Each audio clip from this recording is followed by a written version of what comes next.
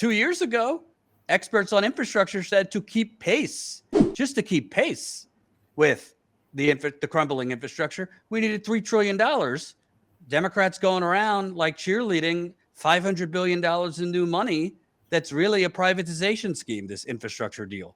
I mean, yeah, there will be bridges built and some improvements, but a Band-Aid to the proportion of the problem plus Jordan, I'm really glad that you brought that up, because that is something that, a lot of the progressive dialogue now has sort of devolved, I think, a little bit into too much about talking points and not enough about particulars.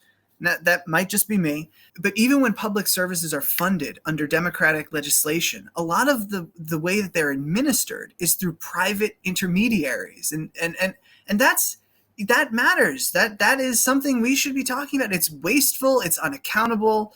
It's just outsourcing things that government should be doing by itself. We need to I've been saying it for a long time, but we need to reimagine the role of our federal government in our society. And part of that means that government needs to govern again and do the things that it used to do. It needs to administer its own programs. The Department of Energy, every single one of its programs is administered by private intermediaries. That's outrageous.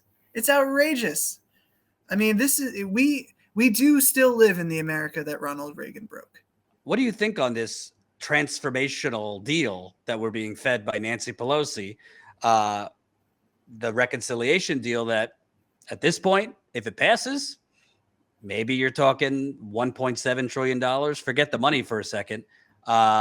6 years of universal pre-K. That's kind of the signature of it. It's pretty good. But 4 weeks of leave, which is actually going through private insurance. So that's going to be a bureaucratic nightmare kind of a program. Then you have, Ro Khanna is talking that this is the huge affordable housing.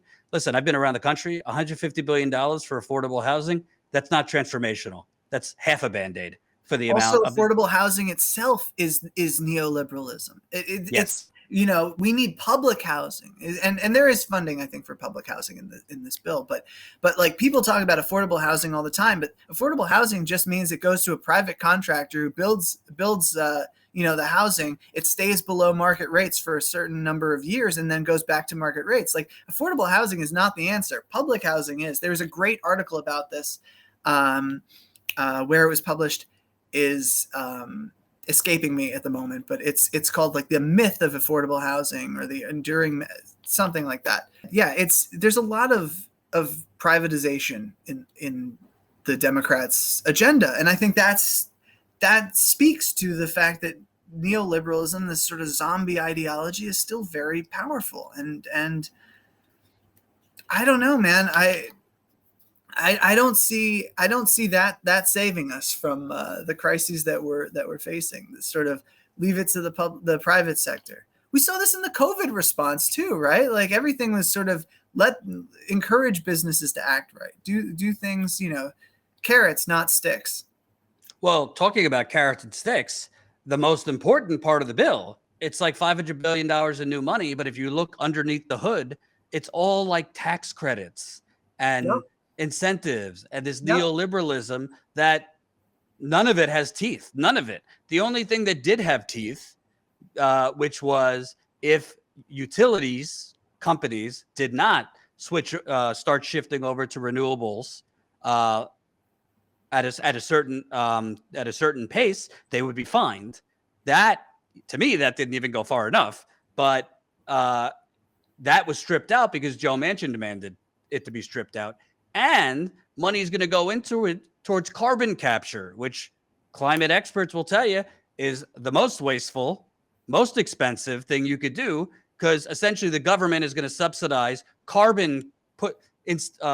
installing carbon capture equipment on coal plants in West Virginia for Joe Manchin.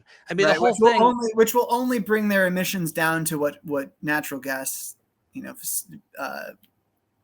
plants have. I mean, it's pretty bleak. And you and I were talking about this on the phone earlier.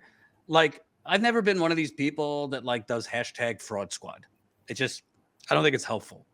But I could clearly say, I think it's not just AOC. I think progressives or whomever considers themselves progressives in elected office right now are I don't know if they know who they're dealing with. I really don't.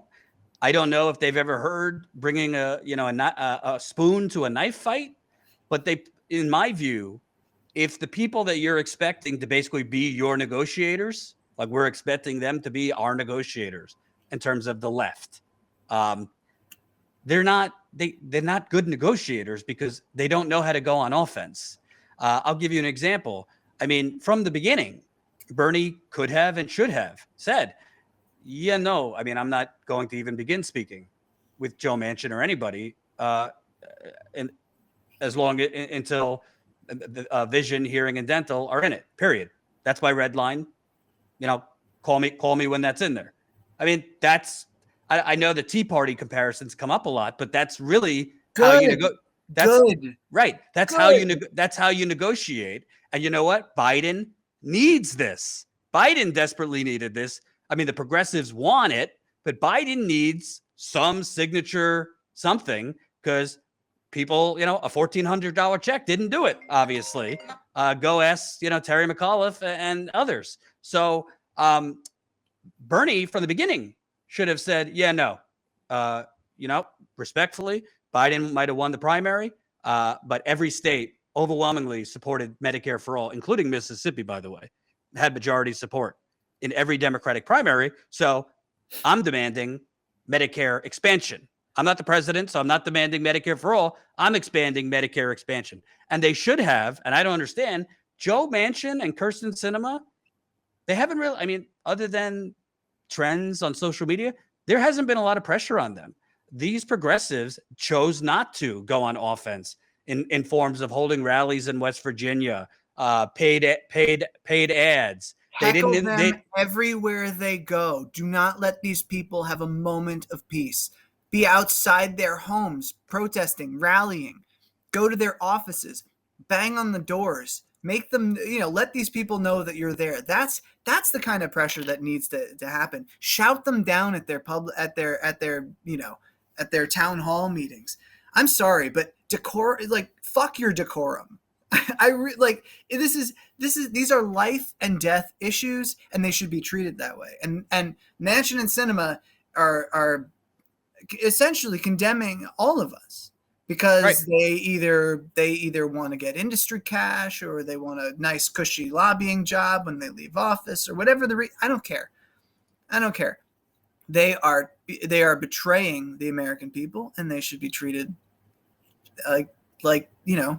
accordingly. I've no sympathy for the people who are like, but heckling Sinema in the bathroom is bad. No, it isn't. These people aren't committing violence against them. They're not threatening them with violence. They're telling them what they think. And that's the foundation of democracy.